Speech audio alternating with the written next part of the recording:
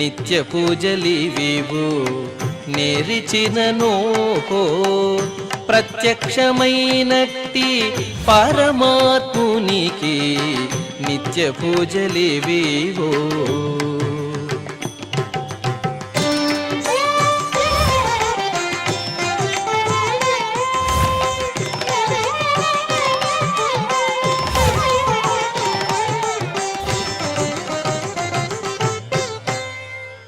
ఓం నమో వెంకటేశాయ. ఈరోజు బుధవారము, శ్రీ పరాభవనామ సంవత్సరము, ఉత్తరాయణము, వసంత ఋతువు, వైశాఖ మాసము, శుక్లపక్షము, త్రయోదశి తిథి, హస్త నక్షత్రము, ఏప్రిల్ 29, 2026.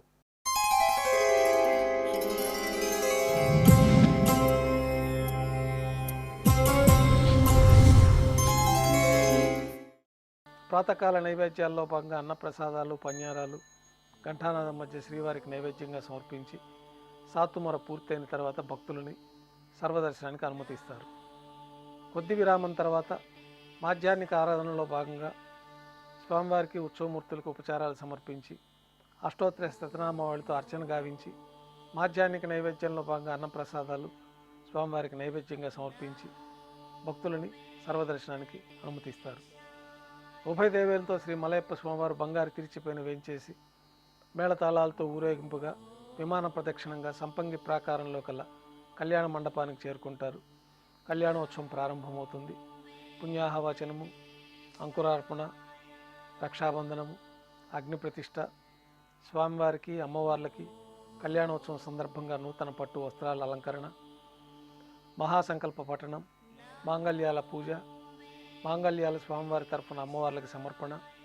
ఈ సందర్భంగా స్వామివారికి అమ్మవార్లకి కర్పూర నీరాజనం, విశేషమైన హోమాలతో పూర్ణాహుతి పూర్తయిన తర్వాత మాలా పరివర్తనం అనే కైంకర్యాన్ని నిర్వహించి ఉభయ దేవేరుల్ని శ్రీవారి చెంతకు చేర్చి ఈ సందర్భంగా అక్షతారోపణం అనే వైదిక కార్యక్రమాన్ని నిర్వహించి కర్పూర నీరాజనము, నైవేద్యము, తిరిగి కర్పూర నీరాజనంతో కళ్యాణోత్సవం పూర్తవుతుంది. కళ్యాణోత్సవ భక్తుల దర్శనం అనంతరం ఉభయ దేవేలతో శ్రీ మలయప్ప స్వామివారు ధ్వజస్తంభం వద్ద కల అద్దాల మండపానికి చేరుకుంటారు. ఊంజల్ సేవలో భాగంగా వేదపారాయణ నడుమ ఊంజల్ సేవ నిర్వహించి కర్పూర నీరాజన సమర్పణతోటి ఊంజల్ సేవ పూర్తి అవుతుంది. ఉభయ దేవేలతో శ్రీ మలయప్ప స్వామివారు బంగారు తీర్చిపోయిన మేళతాళాలతో ఊరేగింపుగా ఆలయం వెలుపల కల వైభవోత్సవ మండపానికి చేరుకుంటారు. ఆర్జిత బ్రహ్మోత్సవంలో భాగంగా స్వర్ణ గరుడ వాహనంపైన శ్రీ మలయప్ప స్వామివారు వేంచేస్తారు. కర్పూర నీరాజన సమర్పణతోటి స్వర్ణ గరుడ వాహన సేవ పూర్తవుతుంది. హనుమంత వాహనంపైన శ్రీ మలయప్ప స్వామివారు వేంచేస్తారు. కర్పూర నీరాజన సమర్పణతోటి హనుమంత వాహన సేవ పూర్తి అవుతుంది. పెద్ద శేష వాహనంపైన శ్రీ మలయప్ప స్వామివారు వేంచేస్తారు. కర్పూర నీరాజనంతో పెద్ద శేష వాహన సేవ పూర్తవుతుంది. ఉభయ దేవేలతో కలిపి శ్రీ మలయప్ప స్వామివారికి కర్పూర నీరాజన సమర్పణతోటి ఆర్జిత బ్రహ్మోత్సవం పూర్తి అవుతుంది. సాయం సంధ్య వేళలో 1000 దీపాలతో అలంకరించబడి ఉన్న సహస్ర దీపాలంకరణ సేవ మండపానికి ఉభయ దేవేలతో శ్రీ మలయప్ప స్వామివారు చేరుకుంటారు. వేదం, గానం, నాదం నడుమ సహస్ర దీపాలంకరణ సేవ నిర్వహించి నక్షత్ర నీరాజనము, కర్పూర నీరాజన సమర్పణతోటి సహస్ర దీపాలంకరణ సేవ పూర్తవుతుంది.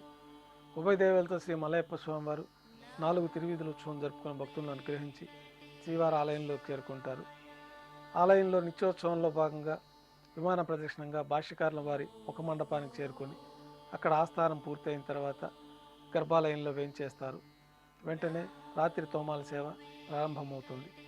ఉదయం సమర్పించిన పుష్పమాలికలన్నీ సల్లింపు చేసుకొని గర్భాలయాన్ని శుద్ధి చేసుకొని బంగారు పంచపాత్రలో శుద్ధ తోయాన్ని నింపుకొని శ్రీ వైకానస భగవత్ శాస్త్రోక్తమైన విధానంలో శ్రీవారికి ఉత్సవమూర్తులకు ఉపచారాలు సమర్పించి కొత్త పుష్పమాలికలతోటి శ్రీవారికి ఉత్సవమూర్తులకు అలంకరణ గావించి చతుర్వేద మంత్రాలతో మంత్రపుష్పాన్ని సమర్పించి నక్షత్ర నీరాజనము, కర్పూర నీరాజనంతో రాత్రి తోమాల సేవ పూర్తి అవుతుంది. తులసీ దళములతో అష్టోత్తర శతనామార్చన నిర్వహించిన తర్వాత రాత్రి నైవేద్యంలో భాగంగా అన్నప్రసాదాలు, పన్యారాలు ఘంటానాదం మధ్య శ్రీవారికి నైవేద్యంగా సమర్పించి తిరువిస నైవేద్యం పూర్తయిన తర్వాత భక్తులని సర్వదర్శనానికి అనుమతిస్తారు.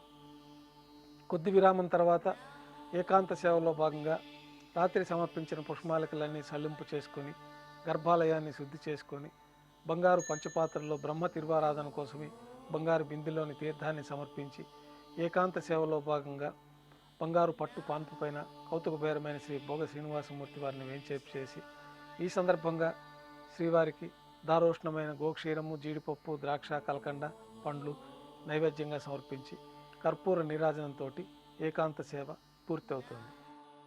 ఓం నమో వెంకటేశాయ.